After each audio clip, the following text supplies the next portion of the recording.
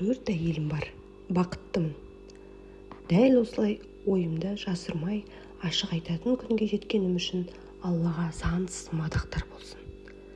Оған бір оқиға себеп болды.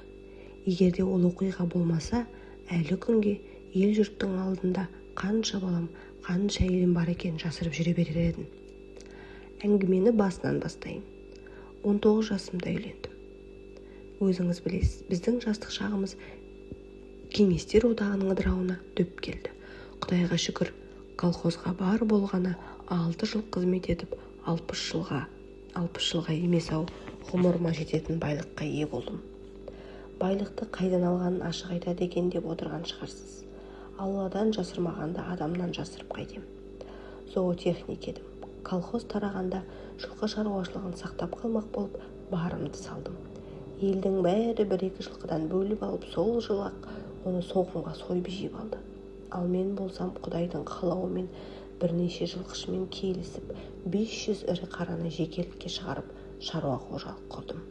Бастапқы жылдары аздап қиын болғанымен шаруашылығым тез аяққа тұрып кетті. Жалпы жылқы малы қысы-жазы жайылымда болады. Оны арнайы бағудың, ол үшін шөп шабудың, қора салудың қажеті шамалы. Тек 2 аяқты һәм 4 аяқты қасқырдан қорықсаңыз болғаны. Қалған шаруаны әр үйірдің айғыры өзі шешеді. Мен жеке шаруа қожалығын құрған кезде 500 жылқы болған еді. Қазір малымның саны 4300 басқа жетті. 20 шақты жылдың ішінде еңбектеніп жүріп, осындай байлыққа ие болдым. Менімен бірге осы істі бастаған азаматтардың бәрі бөлек кетті. Оларда дәл осындай мыңдаған жылқы болмағанымен ешқайсысы көштен қалып жатқан жоқ. Бүгінде мен деген байлардың сапында. Астапыралла, әйелдерімді айтам деп отырып, байлығымен мақтанып кетіппін ғой. Сонымен аяқ асты қалтам қоңдана бастаған тұста менің өмірімде ерекше оқиға болды. Бір қызға ес-түссіз ғашық болып қалдым. Өзіміздің көрші ауылдың қызы екен, соншалықты сұлу еді. Күні-түні соны ойлаймын деп үйдегі әйеліммен 2 баламды ұмыта бастадым. Ақыры бір шешімге келу керек болды. Алла кешірсін, мен сол қызды таңдадым да ақшама сеніп қызды ұрлап Алматыға кеттім. Ол да менің бірінші жарым, әсем де оны күтпеген еді. Ол кезде қоңды малдарды күзде ғана сатушы едім.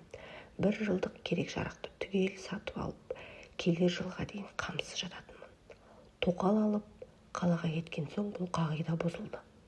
Бар болғаны 2 айдың ішінде 1 жылға жететін қаржыны жоқ қылдым. Тағы мал сату керек. Ауылға келсем, әсемім түк болмаған секілді күтіп алды. Асты-үстіме түсіп, зыр жүгіріп жүр. Дәп бір менің 2 айдан бері қайда кеткенімді білмейтін адам секілді. Жоқ, әсем бәрін білетін еді. Ол 2 баламды жетім қалдырмаудың жолын дұрыс тапты. Менен теріс айналған жоқ. Екеуміз ерлі-зайыпты болып, бірге өмір сүре береміз деп шештік. Ауызша келісімге де келдік. Бәйбішемнің қасында 1 ай, тоқалдың қасында 1 ай боламын деп сөз бердім. Бұған Маржан да қарсылық танытқан жоқ. Себебі оның аяғы ауыр еді. Құдай берем десе оңай екен. Тоқалым уақыты жетіп, ұл босанды. Оның артынша 3 ай өтпей жатып, бәйбішемде бір қыз сыйлады. Бұрын 2 ұлым бар еді. Аяқ астынан 3 ұл, 1 қыздың әкесіне айналып шыға келдім. Осылай 2 әйелмен тура 11 жыл уақыт өткіздім. Әсем оқу осы уақыт арасында тағы 2 қыз, 1 ұл туып берді. Ал Маржан болса 1 ұл, 3 қыз туды. Ұлдың саны 5, қыздың саны 6 болды. Мен бақытты әке едім. Балалардың алды мектеп бітіретін жасқа келді. Құдайдың қалауымен 40 жастан асқан соң басымды сәждеге тигіздім. Алланың ақ жолына түсіп намаз оқи бастадым. Жалпы дінде жағдайым кеп тұрса 4 әйел алуға рұқсат екенін білдім. 3-ші әйел алсам қалай болады деп әсеммен ақылдастым. Маржанмен де сөйлестім. Екеуі де қарсы емес. Сосын діндегі бауырларыма айтып едім, бұрын күйеуден шыққан баласы жоқ бір келіншекпен таныстырды. Әп-әдемі иманды қыз екен. Некемізді қиып, оны да адал жарым еттім. Аты Айша да қарап қалмады. Отасқалы 4 жыл болды. Осы 4 жылдың ішінде 2 ұл туып берді. Құдай қаласа тағы 3-4 туып беремін деп жүр. Осыдан дәл 1 ай бұрын тағы бір мұсылман бауырым хабарласты. Балдысын бір жігіт 2 қабат етіп тастап кетіпті. Енді сол қызды жағдайы бар, жылатпайтын бір мұсылман азаматқа әйелдікке бермекші екен. Бұл күнде менің 3 әйелім де ислам жолына түскен. Олардан қарсы болмайтынын білсем де алдарынан өтіп ризашылығын алдым. Ең кіші тоқалым 18 жаста, аты Жанел. Алла тағаланың алдында сөз берем, оның ішіндегі бөпені өзімнің балаларымнан кем қылып өсірмеймін.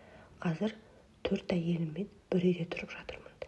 Мені қуантатыны, олар әпкелі сіңлі адамдар секілді. Бір-бірін сыйлайды. Мұның бәрін неге айтып отырмын?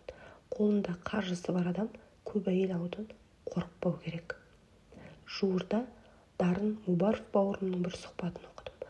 Ол кісіге Алла разы болсын, қанша әйелі, қанша баласы бар екенін жасырмай айтыпты.